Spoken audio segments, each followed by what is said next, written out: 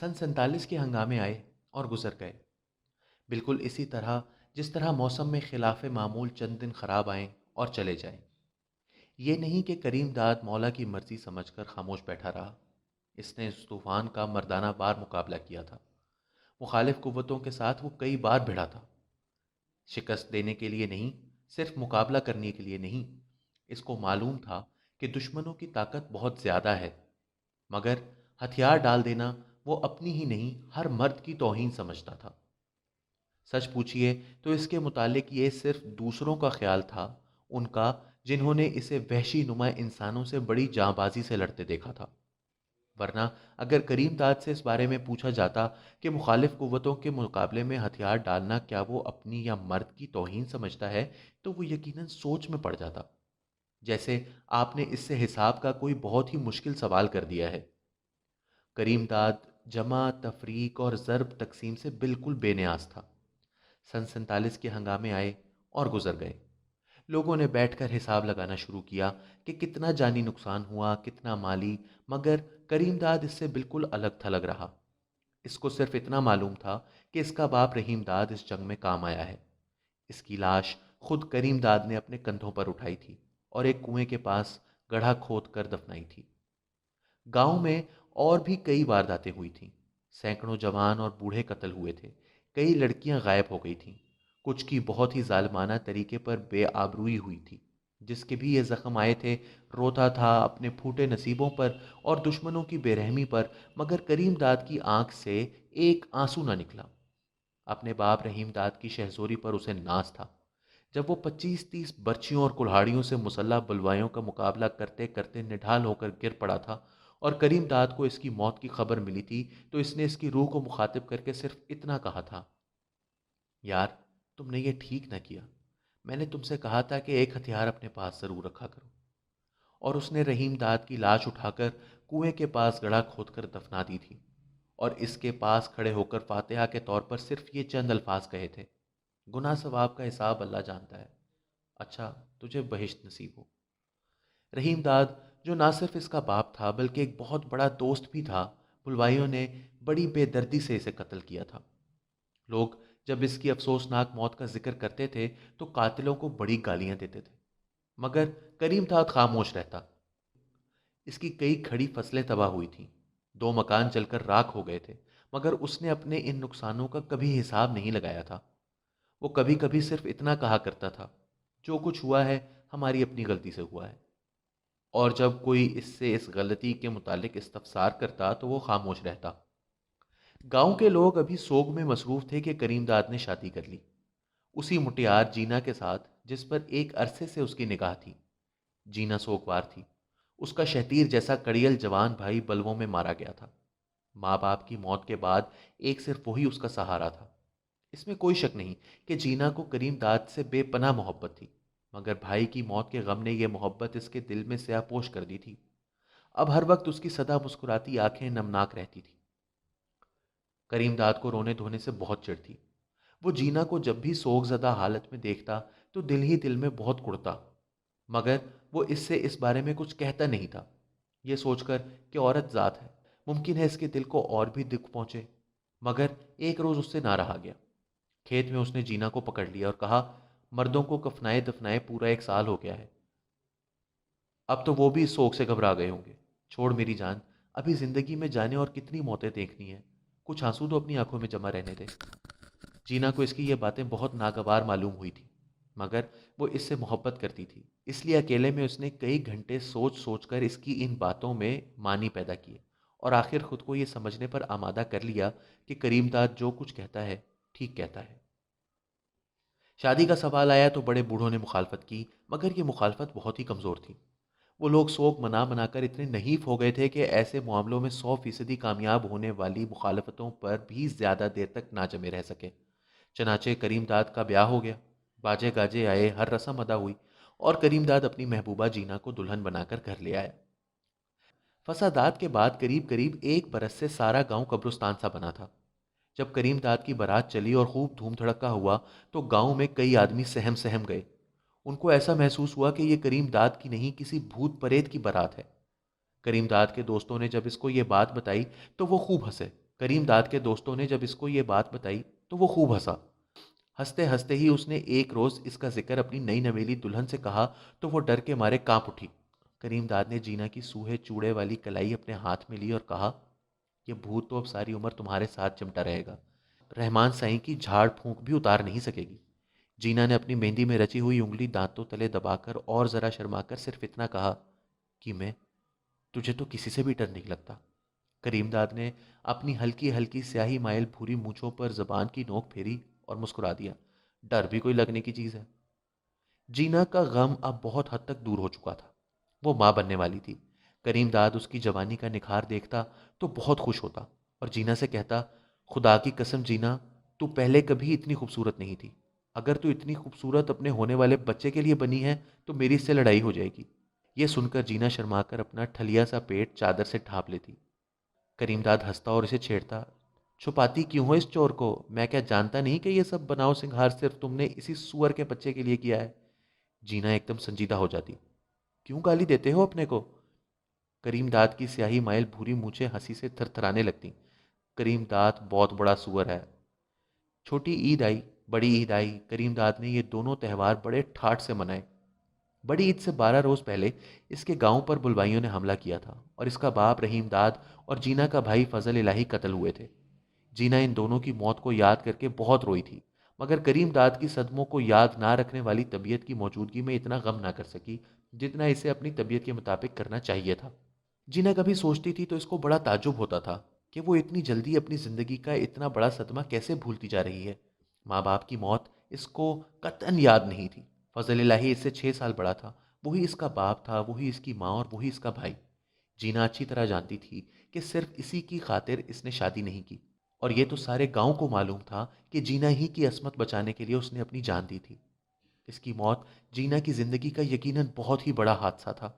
एक कयामत थी जो बड़ी ईद से ठीक 12 रोज पहले इस पर यकायक टूट पड़ी थी। अब वो इसके बारे में सोचती थी तो इसको बड़ी हैरत होती थी कि वो इसके असरात से कितनी दूर होती जा रही है। मुहर्रम करीब आया तो जीना ने करीम दाद से अपनी पहली फरमाइश का इजहार किया। इसे घोड़ा और ताजिए देखने का बड़ा शौक था। अपनी सहेलियों से वो इनके मुतालिक बहुत कुछ सुन चुकी थी। चनाचे उसने करीमदाद से कहा, मैं ठीक हुई तो ले चलोगे मुझे घोड़ा दिखाने? करीमदाद ने मुस्कुराकर जवाब दिया, तुम ठीक ना भी हुई तो ले चलूंगा, इस सुअर के बच्चे को भी। जीना को यह गाली बहुत ही बुरी लगती थी।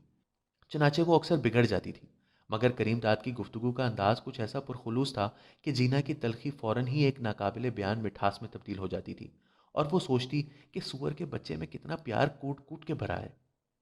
हिंदुस्तान और पाकिस्तान की जंग की अफवाहें एक अरसे से उड़ रही थीं।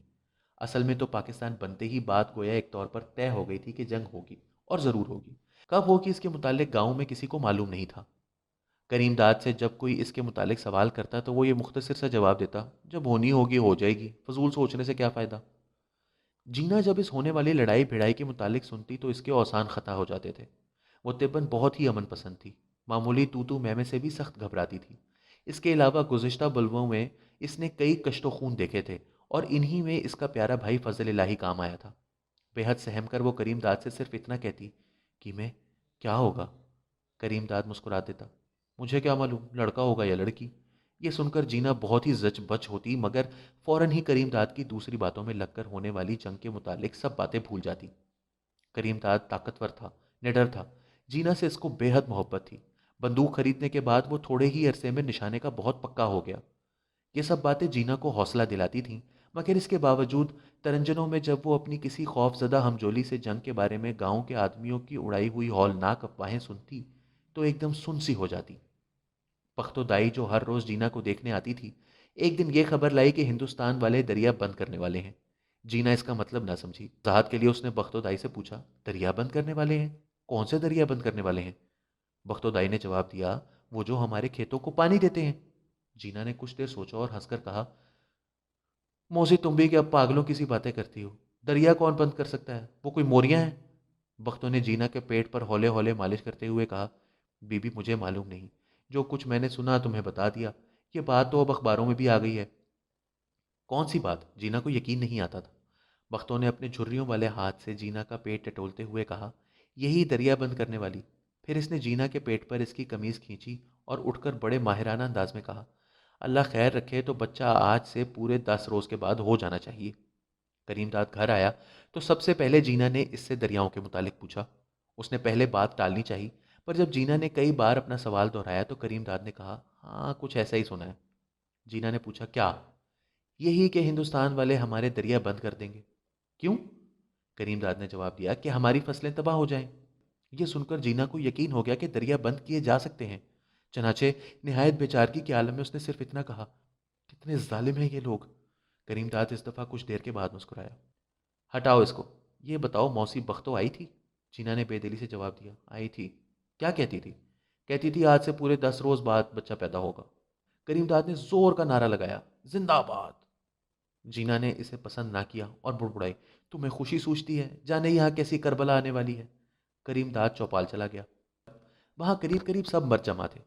चौधरी नथु को घेरे से दरिया बंद करने वाली खबर के मुतालिक बातें पूछ रहे थे। कोई पंडित नेहरू को पेट भर के गालियां दे रहा था, कोई बद्दुआएं मांग रहा था, कोई ये मानने ही से यकसर मुनकर था कि दरियाओं का रुख बदला जा सकता है। कुछ ऐसे भी थे जिनका यह ख्याल था कि जो कुछ होने वाला है वो हमारे गुनाहों की सज़ा है। उसे टालने के लिए सबसे बेहतर तरीका यही है कि मिलजुल कर मस्जिद में दुआ मांगी जाए। करीमदाद एक कोने में खामोश बैठा सुनता रहा। हिंदुस्तान वालों को गालियां देने में चौधरी नथु सबसे पेश पेश था। करीमदाद कुछ इस तरह बार बार अपनी नशिस्त बदल रहा था जैसे इसे बहुत ही कोफ्त हो रही हो। सब यक ज़बान होकर कह रहे थे कि दरिया बंद करना बहुत ही ओछा हथियार है, इंतहाई कमीनापन है, रजालत है, अजीम तरीन जुल्म है, बदतरीन गुनाह है, यजीदपना है। करीमदाद 2-3 मरतबा इस तरह खांसा जैसे वो कुछ कहने के लिए खुद को तैयार कर रहा है। चौधरी नत्थू के मुंह से जब एक और लहर मोटी मोटी गालियों की उठी तो करीमदाद चीख पड़ा, गाली ना दे चौधरी किसी को। माँ की एक बहुत बड़ी गाली चौधरी नत्थू के हलक में फंसी की फंसी रह गई। इसने पलटकर एक अजीब अंदाज से करीमदाद की तरफ देखा, जो सिर जो सर पर अपना साफा ठीक कर रहा था। क्या कहा? करीमदाद ने आहिस्ता मगर मजबूत आवाज में कहा, मैंने कहा गाली ना दे किसी को। हलक में फंसी हुई माँ की गाली बड़े जोर से बाहर निकालकर चौधरी नत्थू ने बड़े तीखे लहजे में करीमदाद से कहा, किसी को? क्या लगते हैं वो तुम्हारे? इसके बाद वो चौपाल में जमाशुदा आदमियों से मुखातिब हुआ, सुना तुम लोगों ने? कहता है गाली ना दो किसी को, पूछो इससे वो क्या लगते हैं इसके। करीमदाद ने बड़े तहम्मुल से जवाब दिया, मेरे क्या लगते हैं? मेरे दुश्मन लगते हैं। चौधरी के हलक से फटा फटा सा कहकहा बुलंद हुआ, इस कदर जोर से कि इसकी मूछों के बाल बिखर गए। सुना तुम लोगों ने? दुश्मन लगते हैं, और दुश्मन को प्यार करना चाहिए, क्यों बरखुरदार? करीमदाद ने बड़े बरखुरदाराना अंदाज में जवाब दिया, नहीं चौधरी, मैं ये नहीं कहता कि प्यार करना चाहिए, मैंने सिर्फ ये कहा है कि गाली नहीं देनी चाहिए। करीमदाद के साथ ही इसका लंगोटिया दोस्त मीरा बख्श बैठा था। उसने पूछा, क्यों? करीमदाद सिर्फ मीरा बख्श से मुखातिब हुआ, क्या फ़ायदा है यार, वो पानी बंद करके तुम्हारी ज़मीनें बंजर बनाना चाहते हैं और तुम उन्हें गाली देकर ये समझते हो कि हिसाब बेबाक हुआ। ये कहाँ की अकलमंदी है? गाली तो उस वक्त दी जाती है जब और कोई जवाब पास ना हो। मीरा बख्श ने पूछा, तुम्हारे पास जवाब है? करीमदाद ने थोड़े तवक्कुफ के बाद कहा, सवाल मेरा नहीं, हज़ारों और लाखों आदमियों का है। अकेला मेरा जवाब सबका जवाब नहीं हो सकता। ऐसे मामलों में सोच समझकर ही कोई पुख्ता जवाब तैयार किया जा सकता है। वो एक दिन में दरियाओं का रुख नहीं बदल सकते, कई साल लगेंगे। लेकिन यहाँ तो तुम लोग गालियां देकर 1 मिनट में अपनी भड़ास निकाल बाहर कर रहे हो। फिर इसने मीरा बख्श के कांधे पर हाथ रखा और बड़े खुलूस के साथ कहा, मैं तो इतना जानता हूँ यार कि हिंदुस्तान को कमीना, रजील और जालिम कहना भी गलत है। मीरा बख्श के बजाय चौधरी नथु चिल्लाया, लो और सुनो। करीमदाद मीरा बख्श ही से मुखातिब हुआ, दुश्मन से मेरे भाई रहमो करम की तवक्को रखना बेवकूफ़ी है। लड़ाई शुरू हो और ये रोना रोया जाए कि दुश्मन बड़े बोर की राइफलें इस्तेमाल कर रहा है, हम छोटे बम गिराते हैं वो बड़े गिराता है, तो अपने ईमान से कहो कि शिकायत भी कोई शिकायत है? छोटा चाकू भी मारने के लिए इस्तेमाल होता है और बड़ा चाकू भी। क्या मैं झूठ कहता हूँ? मीरा बख्श के बजाय चौधरी नथु ने सोचना शुरू किया, मगर फौरन ही झुंझला गया। लेकिन सवाल यह है कि वो पानी बंद कर रहे हैं, हमें भूखा और प्यासा मारना चाहते हैं। करीमदाद ने मीरा बख्श के कांधे से अपना हाथ अलहदा किया और चौधरी नथु से मुखातिब हुआ, चौधरी, जब किसी को दुश्मन कह दिया तो फिर ये गिला कैसा कि वो हमें भूखा प्यासा मारना चाहता है? वो तुम्हें भूखा प्यासा नहीं मारेगा, तुम्हारी हरी भरी जमीनें वीरान और बंजर नहीं बनाएगा, तो क्या वो तुम्हारे लिए पुलाव की देगे और शरबत के मटके वहां से भेजेगा? तुम्हारी सैर तफरी के लिए यहाँ बाग बगीचे लगाएगा? चौधरी नथु भिन्ना गया, ये तू क्या बकवास कर रहा है? मीरा बख्श ने भी हौले से करीमदाद से पूछा, हाँ यार ये क्या बकवास है? बकवास नहीं है मीरा बख्शा, करीमदाद ने समझाने के अंदाज में मीरा बख्श से कहा, तू जरा सोच तो सही कि लड़ाई में दोनों फरीक एक दूसरे को पछाड़ने के लिए क्या कुछ नहीं करते। पहलवान जब लंगर लंगोट कस के अखाड़े में उतर आए तो इसे हर दाव इस्तेमाल करने का हक होता है। मीरा बख्श ने अपना घुटा हुआ सर हिलाया, ये तो ठीक है, करीमदाद मुस्कुराया। तो फिर दरिया बंद करना भी ठीक है, हमारे लिए ये जुल्म है मगर उनके लिए रवा है। रवा क्या है? जब तेरी जीभ प्यास के मारे लटक कर जमीन तक आ जाएगी तो मैं फिर पूछूंगा कि जुल्म रवा है या ना रवा। जब तेरे बाल बच्चे अनाज के एक एक दाने को तरसेंगे तो फिर भी ये कहना है कि दरिया बंद करना बिल्कुल ठीक था। करीमदाद ने अपने खुश होठों पर जबान फेरी और कहा, मैं जब भी कहूंगा चौधरी, तुम ये क्यों भूल जाते हो कि सिर्फ वो हमारा दुश्मन है? क्या हम इसके दुश्मन नहीं? अगर हमारे इख्तियार में होता तो हमने भी इसका दाना पानी बंद किया होता, लेकिन अब वो कर सकता है और करने वाला है, तो हम ज़रूर इसका कोई तोड़ सोचेंगे। बेकार गालियां देने से क्या होता है? दुश्मन तुम्हारे लिए दूध की नहरें जारी नहीं करेगा चौधरी नथु। इससे अगर हो सका तो वो तुम्हारे पानी की हर बूंद में जहर मिला देगा। तुम इसे जालिम कहोगे, वहशियानापन कहोगे, इसलिए कि मारने का ये तरीका तुम्हें पसंद नहीं। अजीब सी बात है कि लड़ाई शुरू होने से पहले दुश्मन से निकाह किसी शर्तें बंधवाई जाए। इसे कहा जाए कि देखो मुझे भूखा प्यासा ना मारना बंदूक से, और वो भी इतने बोर की बंदूक से, अलबत्ता तुम मुझे शौक से हलाक कर सकते हो। असल बकवास तो ये है, जरा ठंडे दिल से सोचो। चौधरी नथु झंझलाहट की आखिरी हद तक पहुंच गया। बर्फ ला के रख मेरे दिल पर। यह भी मैं ही लाऊं? यह कहकर करीमदाद हंसा, मीरा बख्श के कांधे पर थपकी देकर उठा और चौपाल से चला गया। घर की डेवड़ी में दाखिल हो ही रहा था कि अंदर से बख्तोदाई बाहर निकली। करीमदाद को देखकर इसके होंठों पर पोपली मुस्कुराहट पैदा हुई। मुबारक हो कि मैं, चांद सा बेटा हुआ है। अब कोई अच्छा सा नाम सोच इसका। नाम? करीमदाद ने एक लहजे के लिए सोचा। Yazid, Yazid. बख्तोदाई का मुंह हैरत से खुला का खुला रह गया। करीमदाद नारे लगाता अंदर घर में दाखिल हुआ। जीना चारपाई पर लेटी थी। पहले से किसी कदर जर्द इसके पहलू में एक गुलगूथना सा बच्चा पहले से किसी कदर जर्द इसके पहलू में एक गुलगूथना सा बच्चा चपड़ चपड़ अंगूठा चूस रहा था। करीमदाद ने इसकी तरफ प्यार भरी फखरिया नजरों से देखा और इसके एक गाल को उंगली से छेड़ते हुए कहा, ओए मेरे यजीद। जीना के मुंह से हल्की सी मुताजिब चीख निकली। यजीद? करीमदाद ने गौर से अपने बेटे का नाक नक्शा देखते हुए कहा, हाँ यजीद, ये इसका नाम है। जीना की आवाज़ बहुत नहीफ हो गई। ये तुम क्या कह रहे हो कि मैं? यजीद? करीमदाद मुस्कुराया। क्या है इसमें? नाम ही तो है। जीना सिर्फ इस कदर कह सकी। मगर किसका नाम? करीमदाद ने संजीदगी से जवाब दिया, ज़रूरी नहीं कि यह भी वही यजीद हो। उसने दरिया का पानी बंद किया था। ये खोलेगा।